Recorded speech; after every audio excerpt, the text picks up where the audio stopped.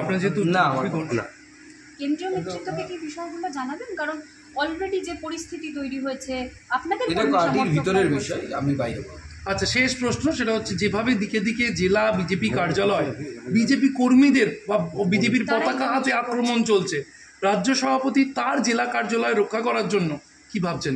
কোনো কার্যালয়ে আমি একমাত্র মেদিনীপুরে একটা খবর, জেলা সভাপতি আর কোথাও কিছু হয় আমার কাছে যা খবর। মেদিনীপুরে এখন কি হয়েছে সেটা আমরা তদন্ত করে দেখছি, এর পেছনে তৃণমূল কংগ্রেস আছে কিনা সেটাও দেখা দরকার হচ্ছে। 2026-এর আগে সুকান্তদা একটা জিনিসও জানতে চাইবো যে কর্মীদের আবেগ পরিশ্রম সেটাই আলটিমেটলি ক্লিক করে, নাকি নেতারা? ভোট করানোর পেছনে কাদের ভূমিকা সব থেকে বেশি, নেতা না কর্মী? কাদের আবেগ? অবশ্যই আমাদের বুথে বসা কর্মী, আমাদের বুথে বসা কর্মী হচ্ছে ভারতীয় জনতা পার্টির প্রাণ শক্তি।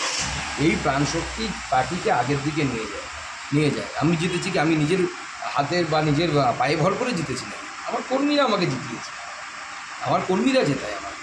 সেরকম প্রত্যেকটি জনপ্রতিনিধিকে প্রত্যেকটি বিধানসভার কর্মীরা বিধানসভা জেতায়, বা লোকসভার কর্মীরা লোকসভা জেতায়। জেলার একটা স্ট্রাকচার আছে, আপনারা জানেন ভারতীয় জনতা পার্টির রাজ্যের স্ট্রাকচার আছে, কোথাও শক্তিশালী কোথাও দুর্বল হয়, এটা স্বাভাবিক অস্বাভাবিক, কিন্তু তারাই পরিশ্রম করে জেতায়। আপনার